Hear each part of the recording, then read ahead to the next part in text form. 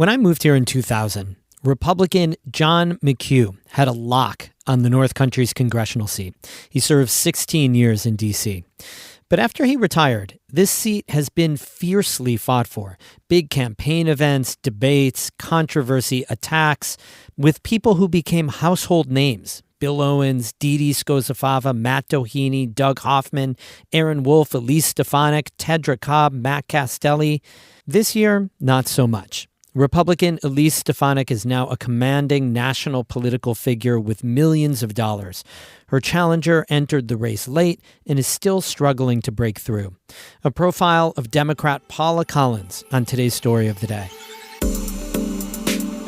Support for Story of the Day comes from Pearsall Wealth Management at UBS Wealth Management USA, subsidiary UBS AG, member FINRA SIPC, 1 Broad Street, Glens Falls. Hey, I'm David Sommerstein. It's Monday, October 7th. First up, Election Day is a month away, and there's still plenty of time to register to vote. An event in Watertown is looking to make that as smooth as possible. NCPR intern Zach Jaworski reports. The American Association of University Women is hosting a non-partisan voter information session on Tuesday evening. The president of the association's Jefferson County chapter, Jordan Walker, is organizing the session. We want to see as many people in Jefferson County come out to vote as they can. People who have the right to vote should be exercising that right to vote. And this is a great opportunity to encourage people to learn about the voting process. Walker says this event is for both voters who haven't yet registered and longtime participants who want to learn more. She says plenty of resources will be available, including voter registration packets. Those can be filled out on site as long as you bring along state-issued identification. The Jefferson County election commissioners will be presenting from the Democratic and the Republicans. Both of them will be represented. They will just be answering questions and presenting information around anything to do with the voting process and the registration process. The event will take place at the Jefferson Community College Amphitheater in Watertown. For North Country Public Radio, I'm Zach Jaworski. That event is tomorrow, October 8th, from 6 to 8 p.m. in Watertown. If you can't make it, you can still register to vote online and in person before October 26th. You can check out NCPR's voting guide with complete links. It's right at the homepage, ncpr.org.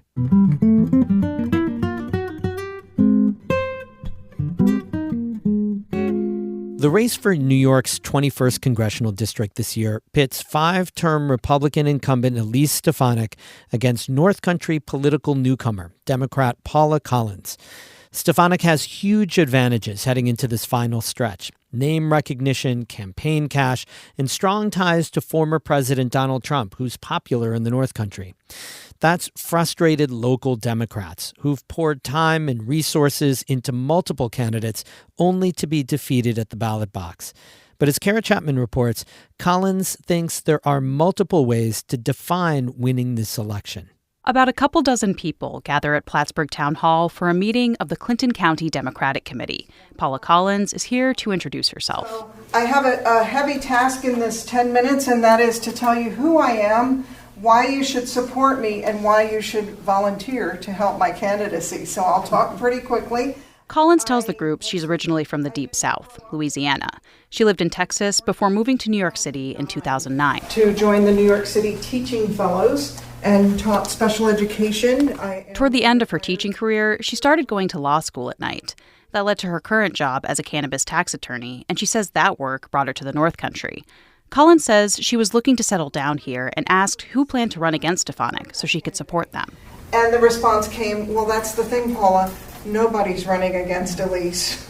And so that was my call to action. She officially started her campaign in February. Collins says the things she'd focus on in Congress include women's rights, common sense border policy, and addressing climate change. She told media before the meeting that Social Security, veterans benefits, and universal broadband are also important. And then just general truthfulness. People are longing to have an administration and a congressperson who is truthful. Collins says Stefanik misrepresents what she stands for. That sentiment resonates with voters like Sharon Tyrell from the Schuyler Falls Democratic Committee. She says she doesn't trust Stefanik. I saw, when Elise first came out, I saw her speak.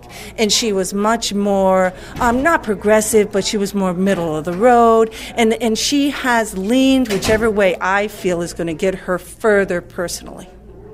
And I don't really trust what she says because I don't know what she really believes. And that's what scares me about her. Tyrell says she's excited that Stefanik has a challenger. She says she thinks Democrats are getting complacent, frustrated they can't find a candidate to beat her. There's a reason many Democrats feel despondent in the North Country. Stefanik has trounced each of her Democratic opponents by double-digit margins 5 elections in a row. She's a fundraising juggernaut and a staunch ally of former President Donald Trump, who won almost every county in the district both times he ran. Brandy Lloyd chairs the Clinton County Democratic Committee. She says North Country Democrats got really invested in candidates like Tedra Cobb, who ran twice, and Matt Castelli, only for them to lose.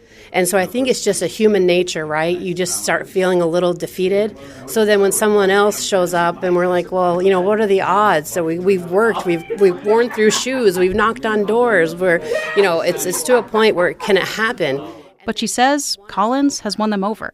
She's impressive. She has a message. It's genuine, and you can feel that. Lloyd says voters she talks to are sick of the negativity and name-calling associated with the Stefanik Trump camp. Collins hopes emphasizing the connection between the two will help swing undecided voters to her side, and she's enlisting a surprising figure to help her do that. Collins recently held an event in New York City featuring Lev Parnas. Hi, everybody. I want to thank everybody for coming to support Paula. Parnas worked with Rudy Giuliani to dig up dirt against the Bidens before the 2020 election. He later served prison time for fraud and campaign finance crimes and has since come out against Trump. Collins says Parnas is a friend, and the two are trying to spread the message that a vote for Stefanik is a proxy vote for the former president. If you're done with Donald Trump, you also need to be done with Elise Stefanik. Collins says she could also benefit from the energy behind Kamala Harris, who came into the race even later than she did. She says the Harris campaign has added momentum for Democrats. What we're seeing, especially since Kamala Harris was added to the ticket, is just this energy and this joy and this recommitment, really, to, as I say, country over party. Lloyd, the Clinton County Democratic Committee chair, agrees. She says Stefanik is a tough opponent, but Harris's candidacy could help down-ballot Democrats. And I think that Paula Collins will only benefit from that positivity, and however we can help her, we will. But the Stefanik campaign sees things differently. Stefanik declined an interview for this story. Her senior advisor, Alex DeGrasse, said in a statement the district lacks faith in both Harris and Collins. He said that's led to, quote, a record number of endorsements for Stefanik. DeGrasse also claims Collins violated campaign finance laws. In July, the state Republican committee filed a complaint with the Federal Elections Commission against Collins. It alleged she used campaign funds to pay for her rent at an efficiency apartment in DeKalb Junction. Collins told media outlets at the time that she was also using it as a campaign office and that, quote, doubling up was a good use of small-dollar donations. FEC rules state that donations can't be used for rent for candidates' personal residences. That's even if they're being used by the campaign. Collins, for her part, claims it was illegal for the state GOP to leak the complaint to the press in the first place. Still, she says she's now paying for her apartment on her personal card and using the campaign credit card to pay for a New York City-based campaign office. She says she's amended the filings, and that resolves the matter. I don't expect that we'll hear anything of it. Stefanik spokesman Alex DeGrasse says Collins will be crushed at the ballot box. Collins has more than one definition for winning in November. There's getting a majority of the vote, of course, but she says it'll also be a victory if the district goes purple instead of red, signaling that Democrats are here and not going away.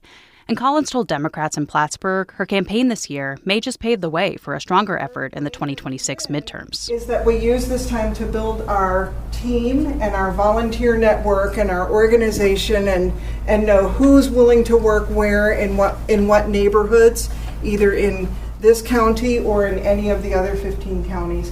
And November 6th, we start our new race. At the meeting, Collins holds up a blue and white car magnet. These are going like hotcakes, and I've got some yard signs to go along with them. It reads, I'm sick of Stefanik. Vote Collins for Congress. Sharon Tyrell from Schuyler Falls says she grabbed one. And I picked it up because I'm sick of Stefanik, and I am tired of watching her just follow Donald Trump and not really take care of our area. She says she plans to put it on her car, right next to her Harris Walls sticker. Kara Chapman, North Country Public Radio, Plattsburgh. We have more news all the time on our website, ncpr.org. Music today by Christopher Watts of Canton and Paul Myers of Colton. I'm David Summerstein, North Country Public Radio.